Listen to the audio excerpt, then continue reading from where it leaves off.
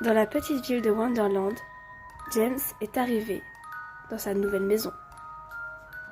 En ce moment même, il dort paisiblement dans son petit lit. Cette petite maison que vous voyez, il l'a trouvée sur le bon coin. À l'apparence tout à fait normale, on ne dirait pas que cette maison abrite des choses paranormales.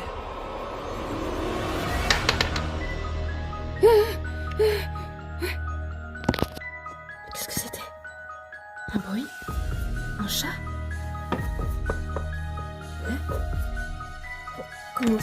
Comment cette chose a pu tomber d'elle-même? Je suis trop fatiguée. Allons me rendormir.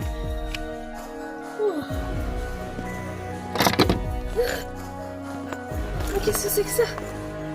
Ma télé maintenant? Non, elle est neuve, elle était comme neuve. Qui a fait ça? Qui est là? Montrez-vous! Quelque chose d'étrange se passe dans cette maison. Et ce n'était que le début. Pendant une semaine, les objets ne sont plus tombés. Tout s'est passé normalement. Il a pu commencer à vivre dans sa nouvelle maison paisiblement.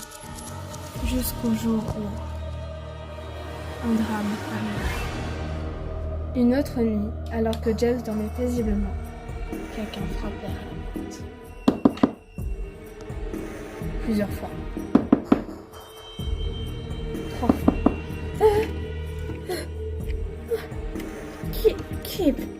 Qui frappe à cette heure-là? Mais c'est pas possible. Mais qui êtes-vous?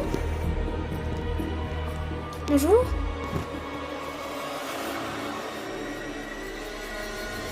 Mais cet étrange personnage faisait vraiment très peur à James.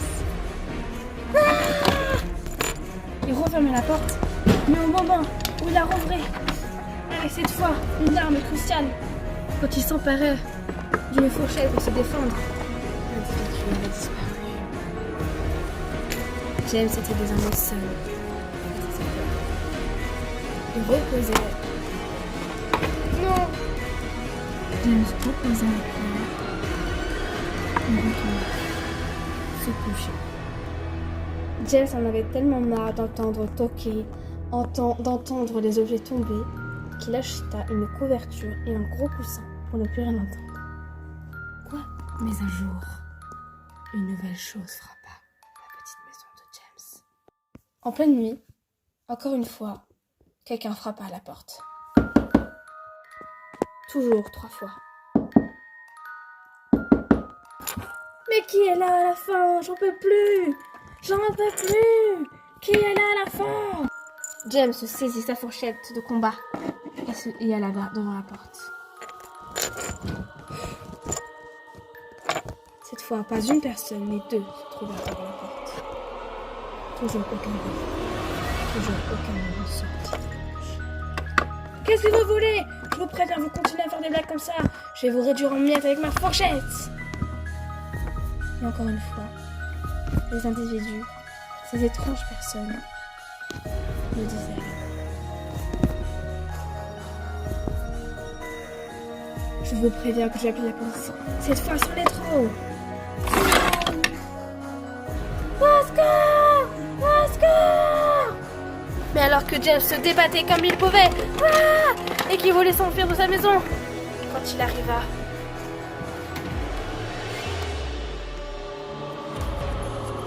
des gens étaient là.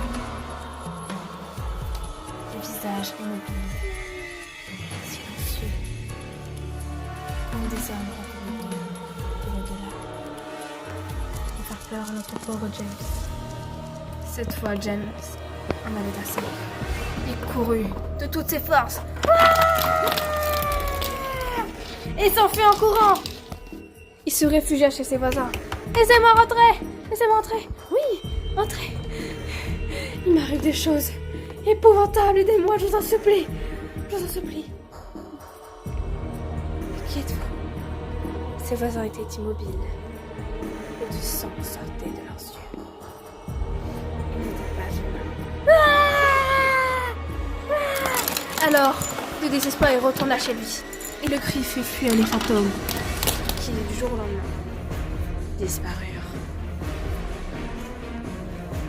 Notre pauvre James s'était évanoui de peur dans sa pauvre petite maison. Un autre jour, alors que James revenait d'une petite promenade, le soir était déjà tombé pour lui. Quand il ouvrit la couverture de sa chambre, ce qu'il vit, le feu, hurlait de fuite. J'en ai marre! J'en ai marre! Les phénomènes paranormaux s'activaient de plus en plus. Des objets tombaient. Sa maison tremblait.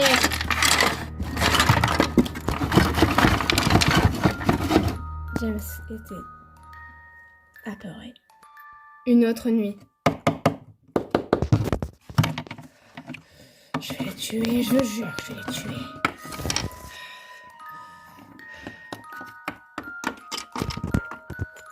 Oh! Bonjour. Vous me semblez plus humaine que les autres. Allô? Youhou! Oh non, me dis pas que c'est encore un fantôme. Tintin! Ah! Une nuit alors qu'il désespérait. Il décida de rester toute la nuit, debout, avec sa petite arme. Mais alors, une chose effroyable se produisit.